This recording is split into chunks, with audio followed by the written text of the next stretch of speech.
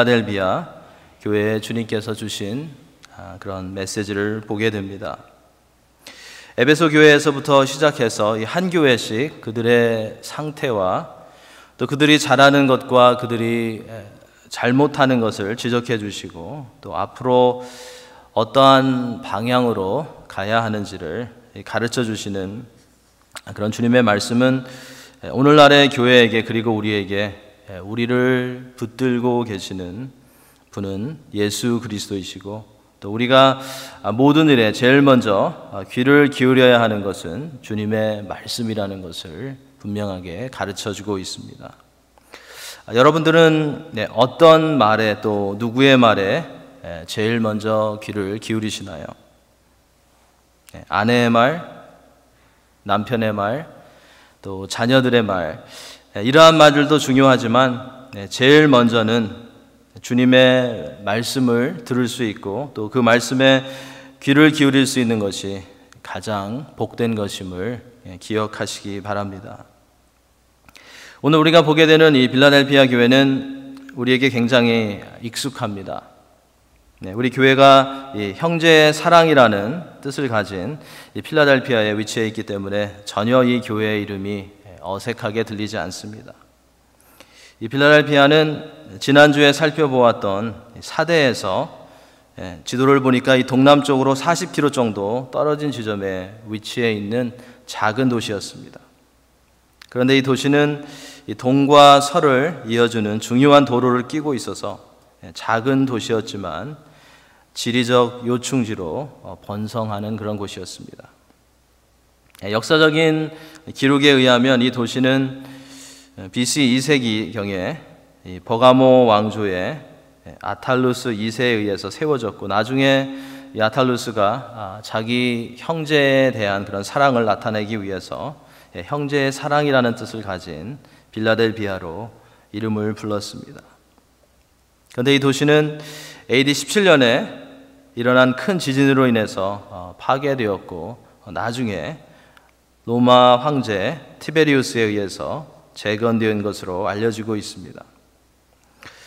이처럼 이 필라델비아는 굉장히 좋은 지역에 세워진 도시였지만 단층 위에 위치해 있어서 항상 지진의 위험이 있는 곳이었습니다.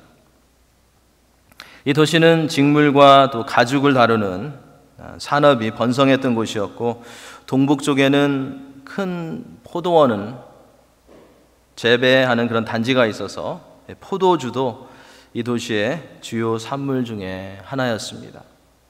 이러한 영향으로 인해서 이 도시는 식물의 신이라고 불리는 또는 술의 신이라고 불리는 디오니수스를 그들의 중요한 그런 신으로 숭배했습니다.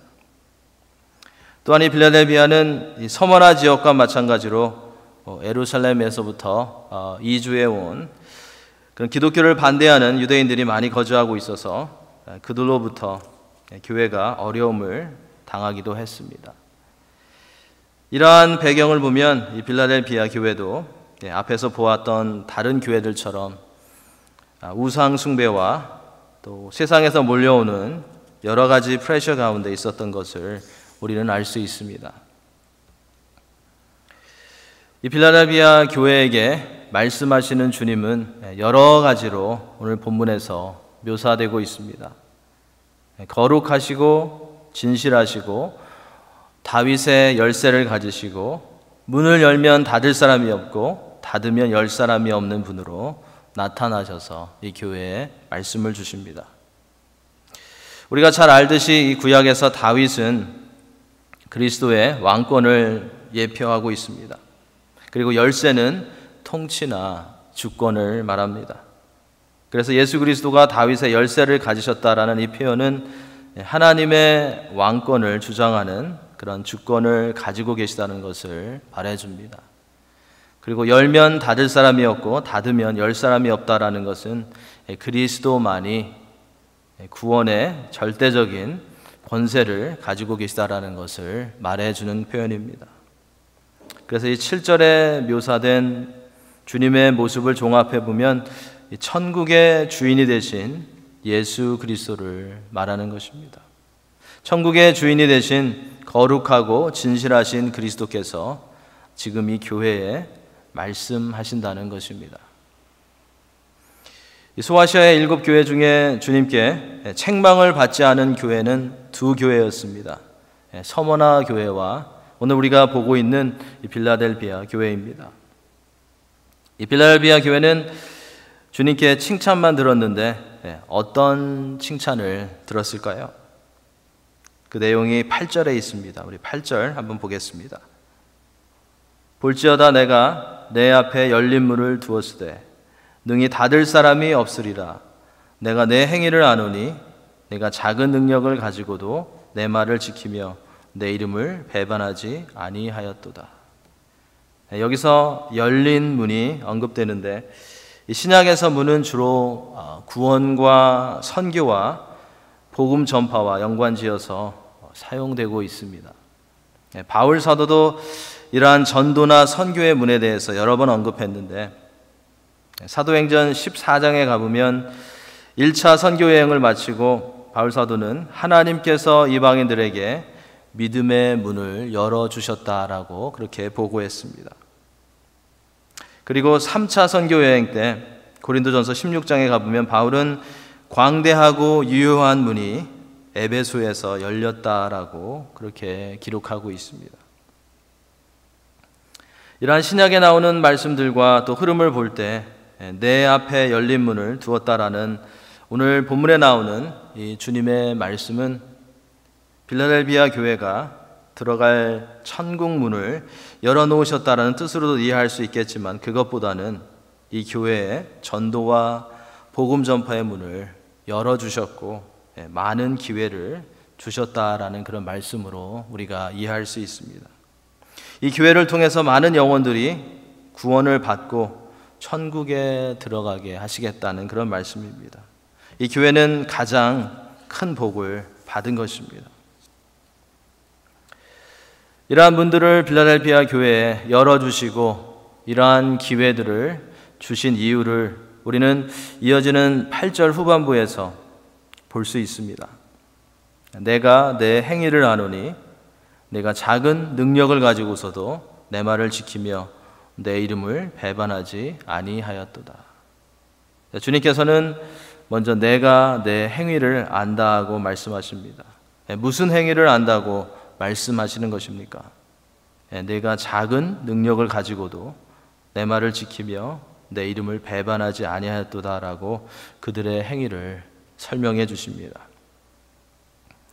빌라델비아 교회는 작은 능력밖에 없었지만 주님을 신뢰하고 주님의 말씀을 지켰기 때문에 주님께서는 이 교회를 칭찬하시고 기뻐하셨고 또 많은 일들을 이 교회를 통해서 하셨던 것입니다. 이렇게 모든 것의 동기와 중심을 감찰하시는 주님께서 믿고 주의 일을 맡길 수 있는 교회가 되는 것이 우리 모든 교회의 그런 비전이 되어야 할 것입니다. 여기서 주님이 말씀하시는 작은 능력은 우리가 두 가지 측면에서 살펴볼 수 있습니다. 하나는 하나님께로부터 받은 재능이나 은사가 많지 않다는 것입니다. 하나님께서는 이 교회에 이 보편적인 그런 은혜 외에 어떤 특별한 그런 은사를, 어떤 특별한 그런 은혜를 주시지 않으셨다라는 것입니다.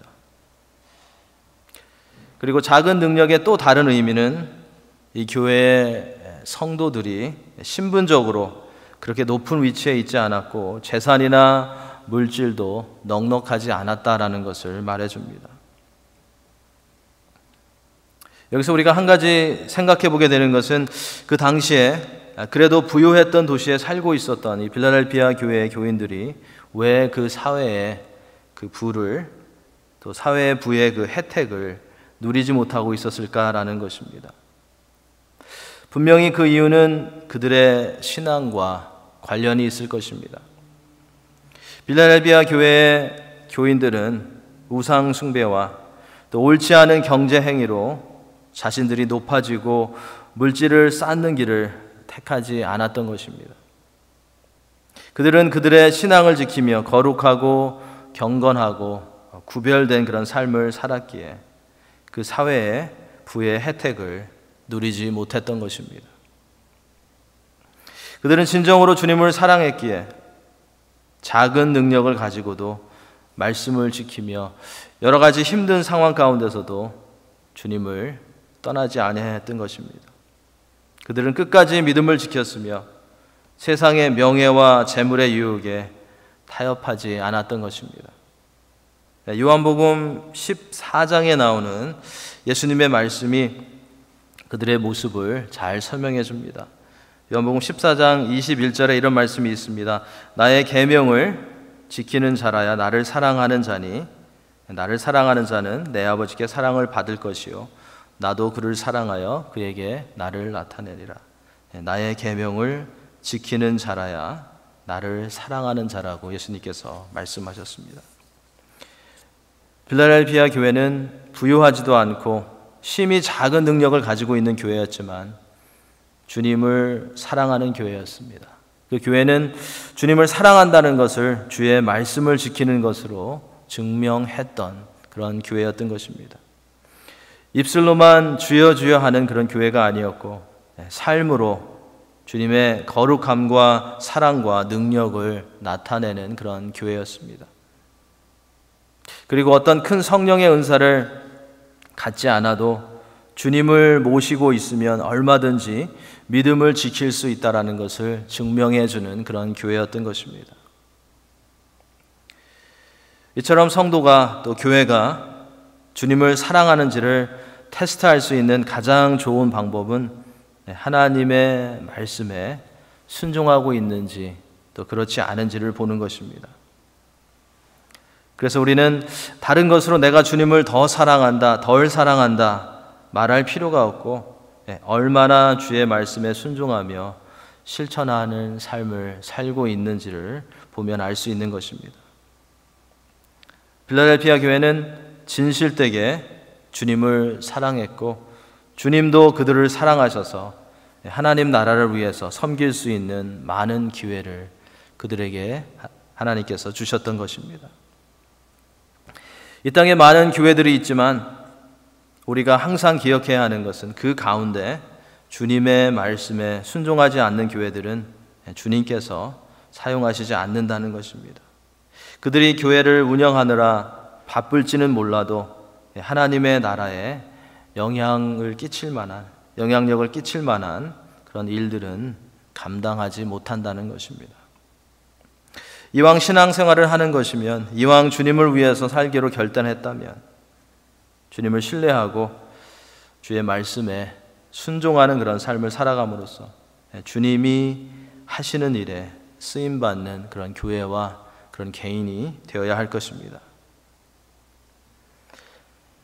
주님께서는 이렇게 주님을 배반하지 않은 이 필라델피아 교회에게 좋은 사역들을 할 수 있도록, 복음을 잘 전할 수 있도록 문들을 열어주셨는데, 이 교회도 사역을 하는 가운데 큰 장애물이 있었던 것을 우리가 보게 됩니다. 이 교회가 직면했던 큰 장애물은 믿지 않는 유대인들부터의 그런 공격이었습니다. 이것은 복음이 전해지는 것을 방해하는 사탄으로부터의 공격이었던 것입니다. 그러면 이 자칭 유대인들이라고 하는 이들이 어떻게 필라델피아 교회를 공격했을까요? 그것은 거짓으로 그들을 고발했던 것이었습니다. 바울 사도도 믿지 않는 유대인들에게 여러 번 거짓된 그런 고발로 공격을 받았습니다. 예수님도 믿지 않는 유대인들에게, 또 당시의 종교 지도자들에게 하나님을 모독한다라는 그런 비난을 받으셨습니다. 사탄은 원래 속이고 참소하는 자이기 때문에 이렇게 예수님을 믿지 않고 종교적인 그런 사람들을 사용해서 주님을 따르는 이들을 핍박하고 박해하고 공격하고 고발하게 했던 것입니다. 혹시 우리가 신앙생활을 열심히 하는 가운데 또 우리가 마음으로 최선을 다해서 주님을 섬기는 가운데 아무런 잘못 없이 사람들에게 억울하게 공격을 당하고 또 고발을 당하는 그런 일들이 있다면 사탄이 그 가운데 일하고 있음을 기억하면서 우리는 마음을 빼앗기지 않고 깨어서 기도해야 할 것입니다. 주님께서 그 문제를 해결해 주실 것을 믿으며 인내하면서 우리는 기도해야 할 것입니다. 필라델피아 교회는 바울 사도가 복음을 전하면서 또 선교 여행을 하면서 겪었던 것과 비슷한 그런 상황을 만났는데, 그것은 바로 복음 전파를 막는 장애물들이 있으면 있을수록 복음을 전할 수 있는 그런 기회가 더 있었다는 것입니다. 바울과 필라델피아 교회는 이러한 갈등의 상황에서도 항상 믿음의 눈을 들어서 기회들을 볼 수 있었습니다. 우리가 문제와 기회가 있는 상황 가운데 부딪혔을 때 믿지 않는 그런 마음의 눈으로 보면 문제들만 보일 것입니다. 하지만 우리가 믿음의 눈을 들어서 보면 힘든 상황 가운데서도 주님이 주시는 그런 기회들과 가능성들을 볼 수 있을 것입니다. 성도가 우리에게 있는 그런 문제들만 보면서 자주 지치고 있다면 주님께서 주시는 믿음의 눈을 들어서 우리와 함께 하시는 주님을 보며 문제 가운데서도 있는 기회들을 보며 힘을 낼 수 있어야 할 것입니다. 필라델피아 교회를 힘들게 했던 자칭 유대인들이라고 하는 자들에 대한 그런 언급에 이어서 9절 후반부에서부터는 주님께서 이 필라델피아 교회에게 힘과 격려가 되는 그런 약속의 말씀을 해주시는 것을 볼 수 있습니다. 주님은 세 가지 약속의 말씀을 주십니다. 첫째로 9절 후반부에 보면 몇몇 유대인들이 내 발 앞에 와서 절하게 하겠다라고 말씀해 주십니다. 이것은 이 필라델피아 교회를 공격하던 이들 중에서 몇몇을 교회에 붙여주시겠다라는 그런 말씀입니다. 다시 말해서 이 교회를 지금 핍박하는 자들 가운데서도 이 교회를 통해서 구원받는 자가 나올 것이라는 그런 말씀을 해주신 것입니다. 그러한 기회도 주님께서 사랑하시는 이 필라델피아 교회에 주셨다는 것입니다. 교회를 핍박하던 자들이 자신들의 잘못을 인정하고 그리스도인들이 옳았다고 하는 그런 날이 온다는 것입니다. 이사야서 60장 14절 말씀이 이것을 잘 보충해서 설명해 주고 있습니다. 너를 괴롭히던 자의 자손이 몸을 굽혀 내게 나아오며 너를 멸시하던 모든 자가 내 발 아래에 엎드려 너를 일컬어 여호와의 성읍이라 이스라엘의 거룩한 이의 시온이라 하리라. 교회가 주님이 기뻐하시는 일에 충실할 때 주님께서 교회를 세워주시고 교회를 책임져 주시고 그 교회를 통해서 복음을 거부했던 자들도 구원받게 하시는 그런 일을 하신다는 것입니다. 둘째로 주님께서는 그들이 시험 때를 면하게 해주신다고 10절에서 말씀하고 계십니다. 내가 나의 인내의 말씀을 지켰은즉 내가 또한 너를 지켜 시험의 때를 면하게 하리니 이는 장차 온 세상에 임하여 땅에 거하는 자들을 시험할 때라. 여기서 주님이 말씀하시는 이 시험의 때는 주님이 이 땅에 다시 오시기 전에 있을 여러 가지 그런 환난의 때를 가리킵니다.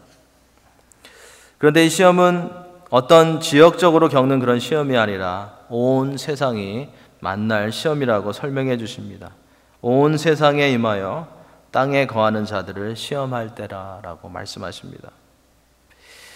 어떤 이들은 이 부분을 가지고 교회는 주님이 오시기 전에 반드시 큰 환난을 당한다라고 주장하기도 하고, 또 다른 이들은 아니다라고 교회는 주님이 오시기 전에 하늘로 들림을 받게 되어서 큰 환난을 당하지 않는다라고 그렇게 설명하기도 합니다.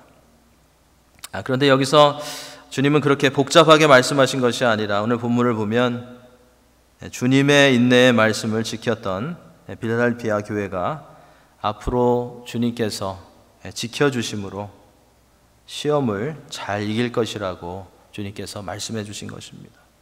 시험을 충분히 감당할 수 있을 것이라고 주님께서 위로의 또 격려의 그런 말씀을 해주신 것입니다. 셋째로 주님께서 약속해 주신 것은 하나님께서 그들을 인정해 주시고 높여 주신다고 말씀하고 계십니다. 여기서 12절에서 상징으로 사용되고 있는 이 성전의 기둥이라는 이 표현은 큰 지진이 있었고 또 지진의 위험 가운데 있는 이 빌라델피아 교인들에게 특별한 의미가 있었을 것입니다. 이기는 자는 내 하나님 성전의 기둥이 되게 하리니 그가 결코 다시 나가지 아니하리라. 내가 하나님의 이름과 하나님의 성 곧 하늘에서 내 하나님께로부터 내려오는 새 예루살렘의 이름과 나의 새 이름을 그 이후에 기록하리라. 하나님 성전의 기둥이 되게 하고 결코 다시 나가지 않게 하리라는 이 말씀은 기둥의 안전성과 확실성을 말해줍니다. 지진이 있어도 그 건물에서 나가지 않아도 된다는 것입니다. 지진이 일어나도 그 건물에서 기둥이 튼튼하기 때문에 피하지 않아도 된다는 그런 말씀입니다. 그 어떤 것도 무너뜨릴 수 없는 하나님의 성에 안전하게 확실하게 거하게 하신다는 것입니다. 그리고 이름을 그 이후에 기록한다라고 말씀하고 있는데 이 고대의 도시들은 그 도시를 다스렸던 좋은 지도자들의 그런 이름을 건물의 기둥에 새겼다고 합니다. 그런데 본문에서 말하는 이 하나님의 기둥은 교회를 말합니다. 믿음을 신실하게 지키는 성도들을 말합니다. 이들에게 하나님의 이름과 새 예루살렘의 이름과 주님의 이름을 기록해 주신다는 것입니다. 무슨 뜻일까요?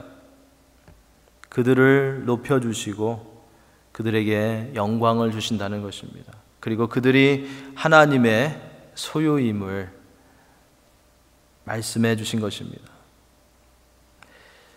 필라델피아 교회는 우리가 앞에서 보았던 것처럼 주님께서 많은 기회들을 주셨던 교회였습니다. 복음을 전하는 일에, 영혼들을 구원하는 일에 주님께서 좋은 기회들을 주셨던 그런 교회였습니다. 많은 분들을 열어주셨던 교회였습니다. 이 교회에 이러한 기회들을 많이 주셨던 것은 이 교회가 작은 능력을 가지고 있었지만 주의 말씀에 순종하며 끝까지 신앙을 지켰던 교회였기 때문이었습니다. 작은 일에 충성했기에 계속해서 효과적으로 주님을 섬길 수 있도록 해주신 것이었습니다. 오늘날의 교회들도 교회가 크고 작은 것을 떠나서 교회가 능력이나 은사가 많고 적은 것을 떠나서 주님의 말씀에 순종하며 작은 것에서부터 충실할 때 하나님께서 하나님 나라를 위해서 일할 수 있는 그런 문들을 열어주신다라는 것을 잊지 말아야 하겠습니다. 사람들이 억지로 문을 열어서 가는 것과 하나님께서 문을 열어주셔서 가는 것과는 굉장히 다른 결과를 가지고 옵니다. 사람들이 생각나는 대로 문을 열어가는 가운데는 기쁨과 평안이 없습니다. 그리고 주님을 섬길 수 있는 기회들보다는 문제들이 먼저 보입니다. 하지만 하나님께서 열어주시는 대로 갈 때에는 기쁨과 평강이 있습니다. 그리고 몰려오는 문제들 가운데서도 주님이 주시는 그런 기회들을 볼 수 있습니다. 그러므로 하나님의 자녀들은 하나님께서 문을 열어주시는지 또 문을 닫으시는지를 잘 분별할 수 있어야 할 것입니다. 그래서 주님께서 문을 열어주실 때는 열심히 그 일을 최선을 다해서 감당해 나아가야 하지만 주님이 문을 닫으실 때에는 주님의 인도하심을 보며 기도하면서 기다려야 할 것입니다.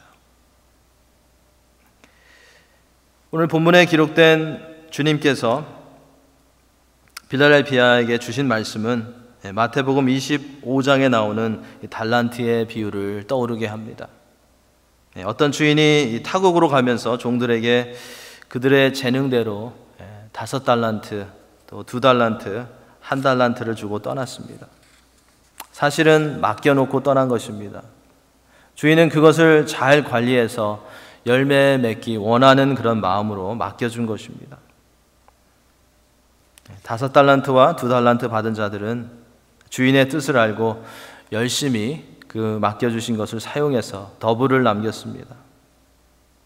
그들은 주인을 어떻게 기쁘게 할 수 있을지를 알았기에, 그리고 주인이 어떠한 사람인지 잘 알고 있었기에 주인이 주신 기회를 신실하게 최선을 다해서 사용한 것입니다. 그래서 어떤 칭찬을 들었습니까? 우리가 잘 아는 칭찬이죠. 잘하였도다 착하고 충성된 종아, 내가 적은 일에 충성하였음에 내가 많은 것을 내게 맡기리니 내 주인의 즐거움에 참여할지어다. 바로 이것이 빌라델피아 교회가 주님께 들었던 칭찬이고, 오늘날의 교회가, 그리고 우리들이 주님이 오실 때 들어야 하는 칭찬인 것입니다. 주님께서 주신 은사가, 능력이 크든지 작든지 그것에 감사하며 주의 영광을 위해서 사용함으로써 잘하였도다 착하고 충성된 종이라는 그런 칭찬을 들으시는 우리 성도님들이 다 되시길 바랍니다. 오늘 필라델피아 교회에게 주신 말씀 가운데 우리가 기억해야 할 것은, 하나님은 우리에게 큰 능력을 소유한 자가 되라고 말씀하지 않으신다는 것입니다. 하나님께서는 우리에게 어떤 능력을 소유한 후에 주의 일을 감당하라고 말씀하지 않으시고, 지금 우리에게 있는 것을 가지고 순종하기를 원하신다는 것입니다. 하나님께서는 이미 우리에게 부어주신 은혜와 능력을 가지고 하나님 나라를 위해서 나아가기를 원하시는 것입니다. 생각해보면 하나님께서 우리에게 지금 허락해 주신 것은 너무나도 많이 있습니다. 그것을 가지고, 다른 것을 바라는 것이 아니라 그것을 가지고 주의 나라를 위해서 나아가라는 것입니다. 하나님이 보시는 것은 얼마나 큰 능력을 가지고 있느냐라는 것이 아니라 얼마만큼 주님을 신뢰하고 순종하느냐라는 것입니다. 하나님의 기준은 가진 것이 많으냐 적으냐가 아니라 하나님을 신뢰하느냐 순종하느냐 그렇지 않느냐라는 것입니다. 우리가 얼마나 많은 달란트를 받았느냐는 그렇게 중요하지 않습니다. 우리가 얼마나 많은 능력을 가지고 있느냐는 그렇게 중요하지 않습니다. 중요한 것은 그것을 어떻게 하나님의 영광을 위해서 신실하게 사용하느냐라는 것입니다. 필라델피아 교회는 이것을 잘 했던 것입니다. 그래서 예수님은 필라델피아 교회를 향해서 너희가 이 작은 능력으로 내 말을 지키며 내 이름을 배반하지 아니하였다라고 칭찬하시면서 많은 일들을 맡기셨던 것입니다.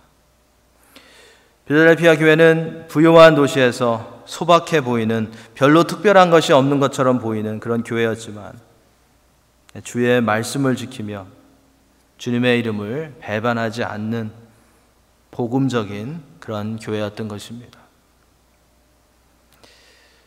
큰 능력을 받으려고 애쓰기보다는 능력은 부족하지만 그 가운데 주의 말씀으로 살려고 순종하며 힘쓰는 것이 복음적인 것임을 우리는 기억해야 할 것입니다. 주님께서 기뻐하시는 교회는 사람이 많고 물질이 많은 교회가 아니라 연약해 보여도 능력이 없어도 주님의 말씀에 순종하며 때를 따라서 주님께서 공급해 주시는 그런 능력을 가지고 주님만을 의지하며 주의 일을 감당해 나가는 그런 교회라는 것을 우리는 잊지 말아야 할 것입니다. 우리가 개인적으로 그리고 교회적으로 이러한 모범적인 모습으로 변화되어서 영혼을 구원하고 하나님의 나라를 확장하는 데 사용되어져야 할 것입니다. 교회의 건강은 물질과 자원과 세력이 얼마나 되는지가 아니라 성도의 중심이 어디에 있는지에 달려 있습니다. 필라델피아 교회의 중심은 예수 그리스도께 있었습니다. 그래서 건강한 교회였고, 그래서 주님께 쓰임받는 교회였습니다. 우리의 중심은 어디에 있는지, 그리고 우리 교회의 중심은 어디에 맞춰져 있는지 생각해 보아야 할 것입니다. 그리고 그것이 예수 그리스도가 아니라면 예수님으로 바뀔 수 있도록 기도하며 힘써야 할 것입니다. 요즘은 너무 숫자에 매여 있는 그런 교회와 성도들이 많이 있는 것 같습니다. 세상적인 물질과 세상적인 능력과 세상적인 학위와 명예들을 의지하는 그리스도인들이 너무나도 많이 있는 것 같습니다. 그러나 필라델피아 교회는 그리스도만 바라봄으로써 이러한 세상의 숫자의 개념을 깨트리고 승리할 수 있다는 것을 보여주는 그런 교회였습니다. 우리가 주님의 일을 하는데 숫자의 개념에만 매여 있으면 비교만 하고 망설이다가 아무것도 하지 못하고 말 것입니다. 하지만 주님을 신뢰하면 숫자가 작아도 넉넉하지 못해도 열매 맺으며 보람되고 하나님께서 기뻐하시는 하나님의 나라를 위해서 전진할 수 있을 것입니다. 이것이 주님께서 필라델피아 교회를 통해서 오늘날의 교회에게 그리고 우리에게 가르쳐 주시는 그런 레슨인 것입니다. 항상 마음의 중심을 그리스도께서 다스리시도록 양보함으로써 어떤 능력이나 물질이나 숫자에 묶이지 않고 작은 능력으로도 주님을 신뢰하며 주님과 주님의 나라를 위해서 살아가시는 그런 성도님들이 다 되시기를 예수님의 이름으로 간절히 축원합니다. 기도하시겠습니다. 아버지 하나님,